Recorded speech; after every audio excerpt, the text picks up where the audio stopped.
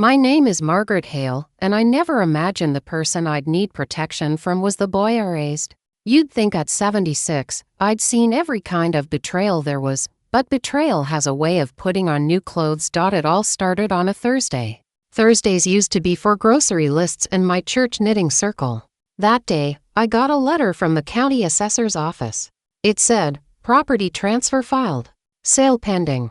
Except I hadn't sold a thing. My husband Arthur built this house 50 years ago with hands that didn't believe in shortcuts. He poured concrete by moonlight after his shifts, hammered nails with tired wrists, and made a porch where we'd drink lemonade on summer nights. That porch was my world, creaking wood, chipped paint, and all. After Arthur died, my son Thomas moved back in to help me out. At least, that's what he said. And for a while, he did, mowed the lawn, handled bills, smiled at neighbors. Until he died in single quotes. One evening, I noticed him whispering on the phone in the kitchen. His voice dropped low. "Yeah, closing next week. She'll sign once it's explained right." When I asked, he said, "Just refinancing the mortgage, Mom." But the house had been paid off for years. That night, my stomach wouldn't settle. I went through the desk drawer, the one with Arthur's old paperwork. That's when I found a power of attorney form. My name, his signature. Dated 6 months earlier. I hadn't signed that paper. The next morning, I went to First County Bank, where I'd known the tellers longer than most family members. "Mrs. Hale," said Denise, "are you sure you want to withdraw from the escrow?" "Escrow?" I asked.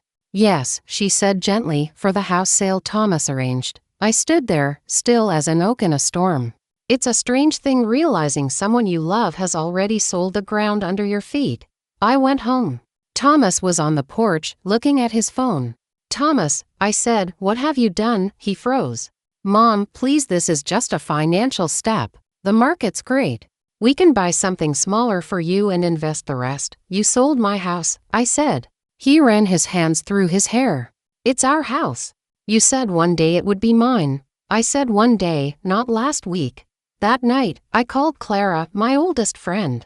We met in 1968 working at a post office, back when stamps still meant patience. She was the kind of woman who could read a problem like it was printed in bold. She said, "You're not crazy, Margaret. That's fraud. Quiet down, gather papers, don't tell him yet." And so I did. For 3 days, I became a detective in my own home.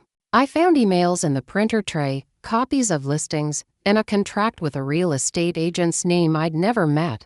The agent thought I was in on it. Thomas had signed my name. When I confronted him again, he turned cold. "Mom, I was just trying to help you get cash before something happens.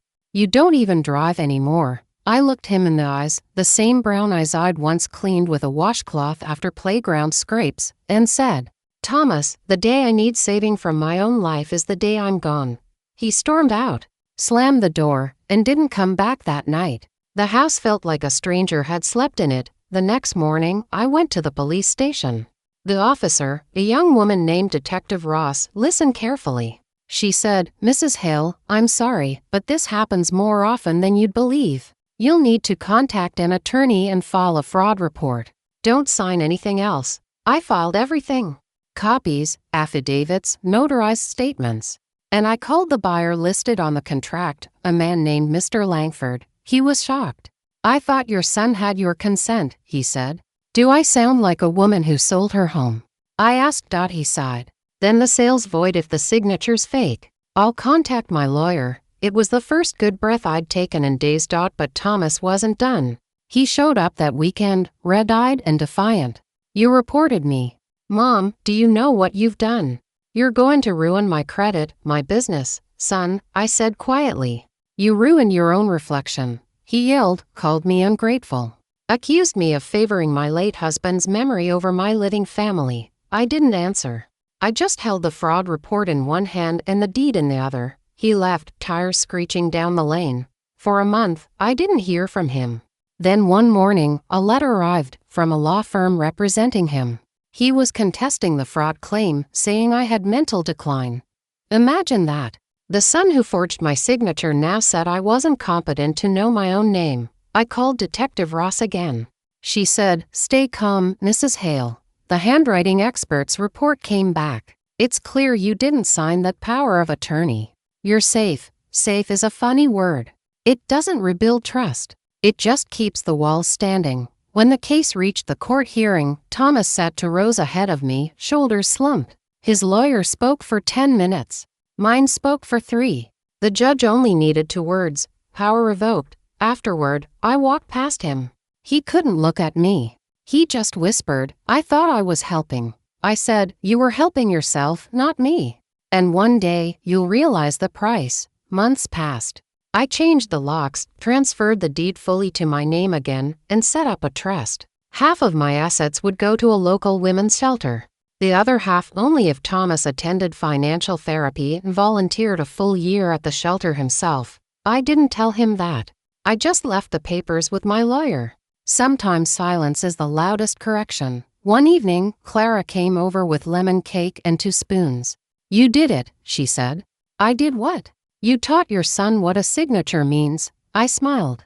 Maybe one day he'll learn what love means, too. 2 years later, a letter arrived again. This time from Thomas. He'd been volunteering at that shelter.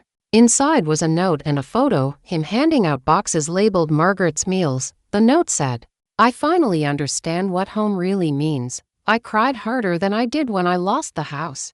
Because this time I gained something back, my son's heart, if you're listening. And you've ever been betrayed by your own blood. Remember this, love doesn't mean letting people rob you in kindness's name. Sometimes love is the signature that says no. And that's the story of how my son sold my house, and how I got back something even better.